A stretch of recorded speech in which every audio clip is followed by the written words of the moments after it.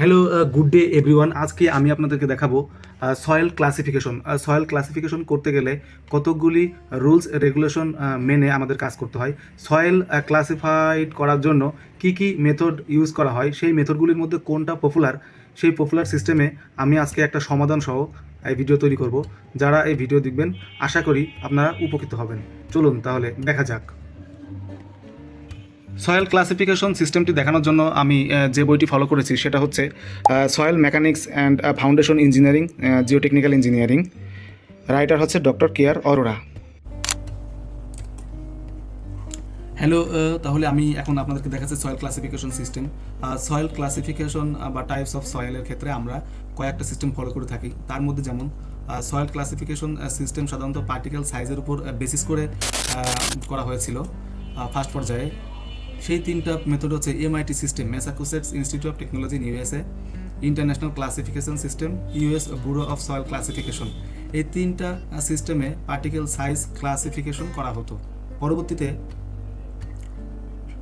Textile classification রয়েছে, তারপরে রয়েছে AASHTO, American Association of State Highway and Transportation Officials. তারপর রয়েছে USC, Unified Soil Classification system.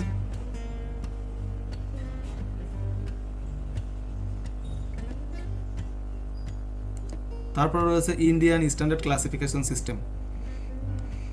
এই কয়েকটা সিস্টেমের মধ্যে আমি যদি একটু দেখাই তাহলে মোস্ট পপুলার ইউজড হচ্ছে USC, Unified Soil Classification system.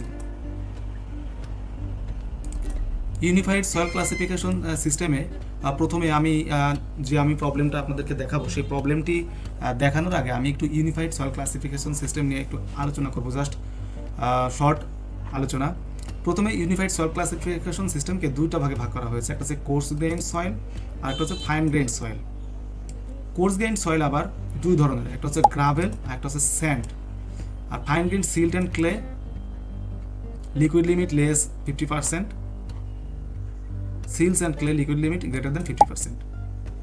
তারপরে কতগুলো এই কোর্স গ্রেইনড সয়েল আবার গ্রাভেল এবং স্যান্ডকে আবার দুই ধরনের ভাগ করা হয়েছে। গ্রাভেলকে ভাগ করা হয়েছে ক্লিন গ্রাভেল, একটা ক্লিন গ্রাভেল আর একটা হচ্ছে গ্রাভেল উইথ ফাইন্স।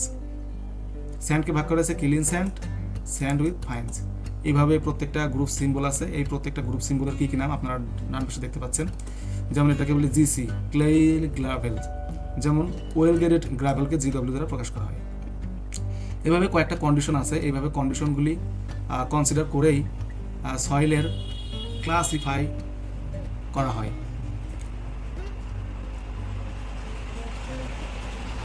এখানে দেখতে পাচ্ছেন general characteristics of soil of different group. কোন গ্রুপে কি কি প্যারামিটার কাজ করে সেটা এখানে দেওয়া আছে। যেমন আমরা যদি জিডব্লিউ দেখি তাহলে পারমিয়াবিলিটি পারভিয়াস, কম্প্রেসিবিলিটি নেগলিজিবল, শিয়ার স্ট্রেংথ এক্সিলেন্ট, ওয়ার্কেবিলিটি এক্সিলেন্ট।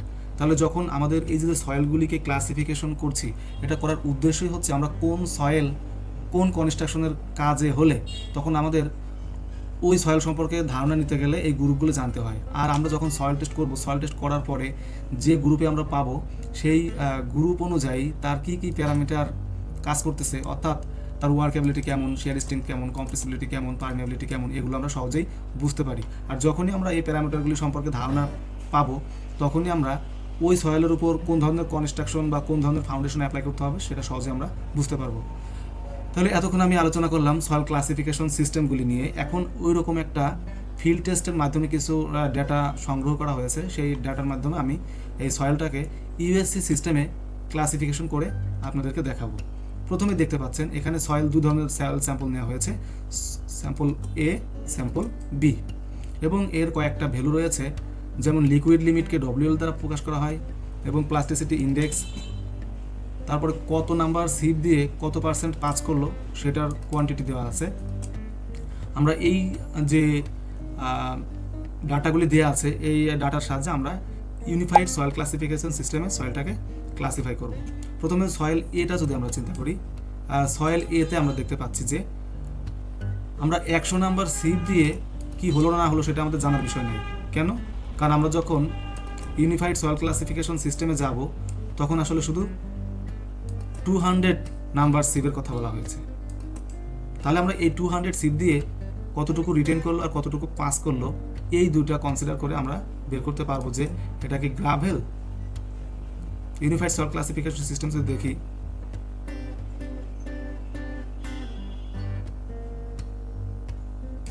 এটা কি কোর্স গ্রেইন সয়েল নাকি ফাইন গ্রেইন সয়েল।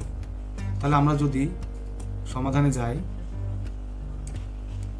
এই সলিউশনটা দেখলে বোঝা যাচ্ছে যে 50% এ নাম্বার সয়েলটি কী করেছে, 50% পাস করছে 200 নাম্বার সিপ দিয়ে।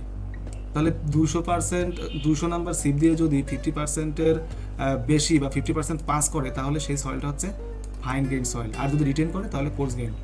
তাহলে এখানে আমরা দেখতে পাচ্ছি যে এ নাম্বার সয়েল অর্থাৎ এ সয়েল 55% পাস করছে, তাই এটা ফাইন গ্রেইন সয়েল।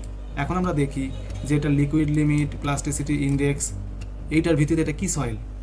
এখন ফাইন গ্রেইনে ঢোকার পরে আমাদের দেখতে হবে যে এই অ্যাটারবার্গ লিমিট যে এখানে দেখতে পাচ্ছেন 4টা প্যারামিটারের মধ্যে লিকুইড লিমিট এবং প্লাস্টিসিটি ইন্ডেক্স, এই দুটো আমাদের ল্যাবরেটরি টেস্টের মাধ্যমে বের করতে হবে। ল্যাবরেটরি টেস্ট কী হিসাবে কোনটা ব্যবহার করা হয়, অ্যাটারবার্গ লিমিট টেস্ট। আর এটা এই যে সিপ অ্যানালাইসিস করে আমরা এই রিটেন অর পাস কোয়ান্টিটি জানতে পারবো। তাহলে এভাবে আমরা দেখতে পাচ্ছি যে এটা ফাইন গ্রেইন সয়েল এবং একটা লিকুইড লিমিট 45%, 50% থেকে লেস।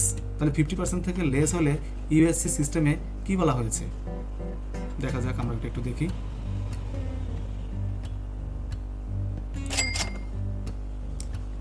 যখন এটা 50% থেকে লেস হবে তখন এইটা হবে হচ্ছে লো প্লাস্টিসিটি সয়েল। তাই আমরা এখানে লিখেছি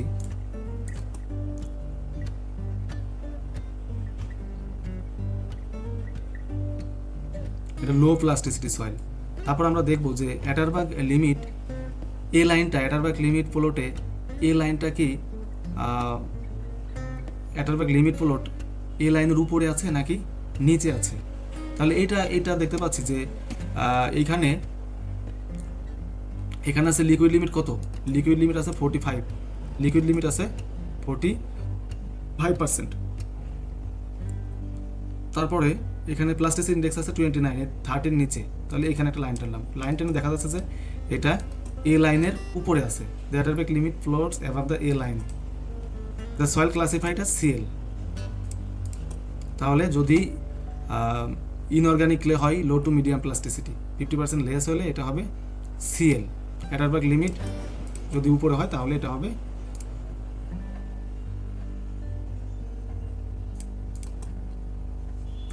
ইনঅর্গানিক কেলে of low to medium plasticity. অনুরূপভাবে সয়েল বিটাও আমরা চেক করব। এভাবে চেক করলে আমরা যে কোনো একটা সয়েলকে ইউএসসি সিস্টেমে ক্লাসিফাই করতে পারবো।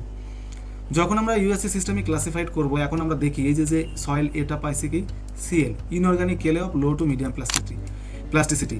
এই সিএল গ্রুপের যদি সয়েল হয় সেক্ষেত্রে এটার ক্যারেক্টারিস্টিকটা কেমন হবে। যেমন সিএল পারমিয়াবিলিটি হবে impervious, compressibility medium, shear strength fair, workability good to fair. তাহলে আমরা এভাবে একটা সয়েল ক্লাসিফিকেশন করে আমরা সহজেই তার ক্যারেক্টারিস্টিক সম্পর্কে জানতে পারি। ভিউয়ার্স, আমার এই ভিডিওটি যদি বিন্দুমাত্র ভালো লাগে থাকে অবশ্যই লাইক কমেন্ট শেয়ার করবেন। আর ভিডিও প্রোভাইড করার মাধ্যমে আমিও আপনাদের কাছ থেকে শিখছি। আপনারা যদি কোনো ভুল ত্রুটি দেখে থাকেন বা পেয়ে থাকেন তাহলে অবশ্যই লাইক করবেন, কমেন্টস করবেন, কমেন্টস আমাকে জানাবেন। তাহলে আমি ওটা সমাধান করার চেষ্টা করবো এবং নিজেই শেখার চেষ্টা করবো। ধন্যবাদ ভিডিওটি দেখার জন্য।